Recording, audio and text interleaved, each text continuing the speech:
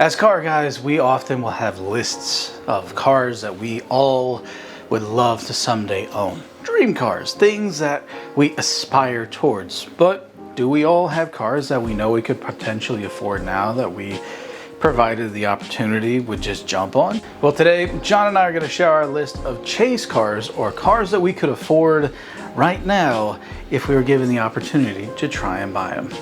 What's up everybody, my name is Nick Lanza and this is Car Rant. And if you're new around here, we do builds, reviews, and have candid conversations about cars and car stuff. So if any of that sounds interesting to you, please stick around. We have more for you at the end of the episode. Now, as I started off saying, we are avid car guys. We love automotive culture, we love the vehicles, we love to work on them, we love how they work. It's a part of who we are and our heritage. And as a result, we have kind of a wide spectrum of vehicles that we would love to get our hands on. But we're talking about cars that we think are attainable for us in our lifetime. Now for me, that isn't gonna include cars like my Mark V Supra or the Type R, because I've already owned those cars. So there really isn't any point in adding those into a list where there are so many other cars that I want to be able to own at some point in my life, for there to be space for those two cars to be in there. So without further ado, let's jump into my number 5. So to start things off, number 5 on my list is the early 2000s era generation of Mercedes SL55s. I never really viewed myself as someone who would buy Mercedes in the first place, but here I am owning a Mercedes C43 AMG. Once I bought that car, my interest in Mercedes as a brand peaked, and I started just researching and learning about these different types of Mercedes cars throughout the years. And when I came across the SL55, that was a car that I was absolutely not into when I first started. I was like, it's an old person's sports car. You buy this when you're old and you're a doctor and all this stuff. However, there's a group of people out there that make that car into something absolutely incredible. I've seen some of these cars being built to 650, 700 horsepower, and I'm sure that you can go even higher, and I'm sure it's been done. But for me, this would be a car that, unlike the other cars you see on this list, this would be a car that I would buy and really turn into a full-on build, change everything about it, change the seats, change the wheels, literally change everything about that car and make it my own. Unlike the other cars you see on this list, that is the only difference that it holds. I'll be honest and say that for me, my list is going to be very different from John's.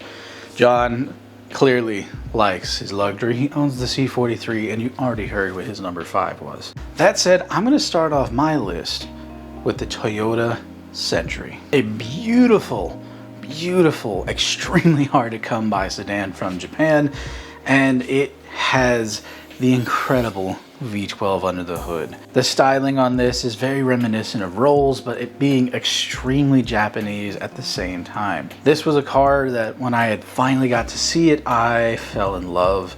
Of course, the V12 is incredible, it's very interesting and cool, but there was also the debonair of the fact that you could not get this car unless you were a dignitary in Japan. It was extremely limited in who it was sold to, and it was basically Toyota's way of providing the highest tier luxury possible for the most important of their society there in Japan.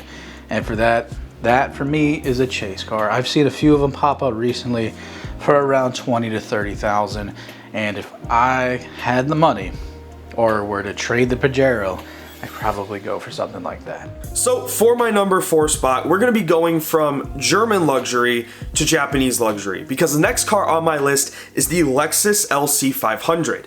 Now, I know what you may be thinking. John, you just went from an old car for old people to a new car for old people. What? When we think of Lexus, and when I think of Lexus, I think of this is what old people buy when they want to be different and they don't want to pay for German expenses. The LC500 was the car that made me kind of break that mindset, because when I first saw the LC500, I fell in love with the way it looked. It was an aggressive looking coupe, and the body lines were just right on that car. Then furthermore, I got to drive one, and it didn't behave like a sports car. It behaved like a Grand Tourer. I loved how that car rode super smooth. You really didn't feel any bumps. It was also, in terms of road noise, it was actually pretty quiet. Obviously, the V8 pushing over 500 horsepower can do the trick, and the car sounds absolutely amazing.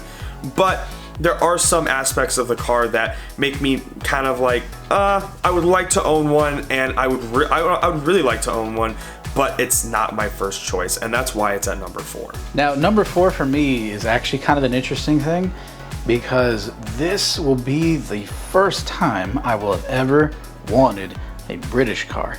A few episodes ago, we talked about the Morgan Roadster, and I, again, was head over heels for the design. I've loved it. All of the Morgan cars, in my opinion, are just works of art and very beautiful to look upon. I haven't had the chance to drive one, but I know people that have owned, say, the 3-wheeler models or have had the chance to drive some of the other vehicles, and they all say the same thing, that it's just refined and extremely nice. And even though it's Ford parts underneath, we could still make it work. And for that, the Morgan Roadster is one of my top picks, because I also found out I could get it between 20 and 40,000 and could easily go get a car loan for that. And if I could, I would love to get an older model, because then I would not feel so bad when that engine inevitably dies, to replace it with a 351 Windsor, you know, big Ford things. Let's dive into my third car. And this car for me was something that I really had a hard time actually finding a reason why I wanted this car. And the car I'm talking about is the C8 Corvette. Now, for me, growing up, I never really was into American cars. In my opinion, the first car that really got me into cars was a Ferrari 458 Italia that I saw at a car show with my brother and our dad. I was never into American cars. Really could not stand the culture around those types of cars. But when the C8 got released, it kind of flipped a switch for me. It was a supercar for a non-supercar price. This was a car that also just sounded amazing. And then they came out with the Z06, to which I was like, this is even better. This actually sounds like a supercar now instead of an American muscle car. I've had the privilege of driving pretty much every generation of Corvette. And I will always say that my favorite generation of Corvette to drive prior to the C8 was the C5. I love the pop-up headlights. I love the way that car looked. And honestly, the way it drove and how torquey it was just awesome. There's no other word to describe it. It's just awesome. When I drove the C8, I felt like I was in a supercar. You're getting a supercar layout at a high-end sports car price. And honestly, for me, that's why it's number 3. For my number 3, this is going to be an interesting one, because this is not something that a lot of people know about per se here in the West, unless they're into a very specific subset of culture. And for me, that would have to be a Citroen H-Van. I've had aspirations of opening my own coffee shop and opening my own coffee business, specifically with a coffee truck. And for me, I've seen so many examples of people doing the micro cafes with these things. And I would want to go a step further and lean into car culture a little bit and make it slightly hot rodish, but also still absolutely function as a working coffee shop on wheels. They're beautiful. They're a great example of classic French design, because they kept this design from basically, I want to say it's the 40s all the way through the 70s, and there is little to no changes from then to then, because it was just a workhorse. Been seeing a few examples of these go for anywhere between $20,000 and $30,000, and there have been examples that are working coffee trucks that are selling for closer to 50, 60. It's one of those niche things that I'm just like, that. I want to do that. I love coffee and I love this vehicle. And for all of my avid Overwatch fans, if you remember the Paris map, there actually are a couple of them sitting on the map. So we've talked about European cars, Japanese cars, American cars, but the reality is at the end of the day, I am a European car guy, because my number 2 car is the Mercedes-AMG GT. I'm talking specifically about the generation before what's out right now, what just got released. I'm talking specifically from like 2016-ish, 2017 to 2022, 23. I've had the privilege to drive everything from a regular GT to the GT Black Series, which in my opinion is such, I understand why they use it as the pace car in Formula One. That thing has one of the best suspension systems that I think I've ever driven in. You can definitely find them out there for mid 80s and for good miles. You're getting that bi-turbo V8.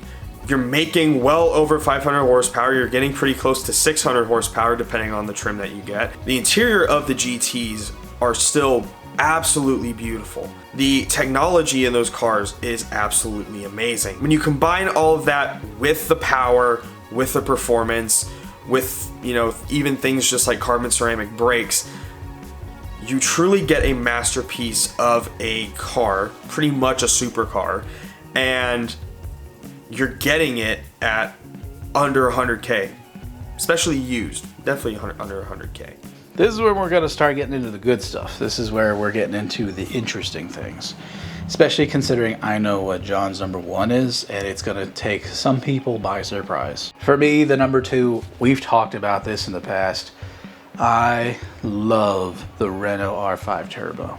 Easily one of the most interesting homologation race cars. It's such an interesting design because the regular Renault R5 looks kind of meh. But then you add box flares, put the engine in the trunk, and then give it enough fuel economy to go from basically the Florida Keys all the way up to Cape Cod. Yeah, this was such a weird choice for them, but it worked really well. And unfortunately, the racing division that it was in didn't last too much longer, but there's still plenty of great examples. These going around $60,000. But of course, there are now models going all the way up to $200,000, especially if it was a racetrack one that is still operational. The number one car on my list for vehicles that I want to own in my lifetime is an Aston Martin Vantage. That is probably the most outrageous thing I've ever said, because the way I've talked on this channel and everything, you would expect me to buy a German car, an Italian car, even a JDM car in the earlier days of the channel. The job I work at, we got a brand new generation Aston Martin Vantage. And so I had the opportunity to pick up one of our clients' cars, and it happened to be his wife's 2019 Aston Martin Vantage, and it was the V8. Little fun fact about the V8 and the Vantage, especially in those years and even now, it's actually the same engine that's in a Mercedes C63S from my generation of C-Class cars. For me, I was like, oh, that's so cool, because I now own a C43. Seeing that in the newest car, it was kind of connecting dots for me. And Mercedes and Aston made that partnership. You even see that partnership in Formula One with Aston Martin using Mercedes powertrains for their Formula One car. The whole time that I drove it, I could not wipe the smile off of my face. It handles differently than the Black Series, because when I drove the Black Series, it was more so like it was a really stiff ride, and it drove like a race car. But the thing about the Vantage that I love is it drove like my Supra. And my Supra, I loved how that thing drove. The Vantage was a rear-wheel drive car like the Supra, and it put even more power down than my Supra did, and you truly felt it. The sound that the V8 made as you're driving through the countryside roads, the pops and the burbles, and you're able to put the top down because it was a convertible. This thing was absolutely incredible. Out of every other car that I've mentioned, I've never truly had an experience or felt the way I have about a car since my Supra. The same connection I had with my Supra is the same connection that I had when I drove a Vantage. The Supra has a special place in my heart because I got to own one of my dream cars. And for me, the Vantage behaved so much like the Supra did, but way better. And I had that, and I felt that same connection between myself and the Vantage that I did with my Supra. That's why it's number one, and that's why one day I'm gonna own an Aston Martin Vantage. And of course, for my number one, if anyone knows me well, they know that my love for the Evo is incredibly strong. I had one for 6.5, 7 years, and I loved it every second, whether I was working on it, driving it, or just looking at it in the parking lot. It was my dream car as a child, and it was my dream car as an adult. I'll be honest, there's probably a week that doesn't go by where I'll say something to my dad and I go, I really miss my car. While getting my own car back could easily count as a chase car in my circumstances, because I haven't owned it in a long time, the reality is my chase car would be a 2006/7 Lancer Evolution 9 wagon. The wagons were a really unique thing that we never got here in the States. They were only sold in, I believe, the UK and Japan. And these are literally what it sounds like. It's an Evo with a wagon back. All the same parts fit in this car. It's just got room for everyone, including putting Ian in the backseat. He's out of line, but he's right.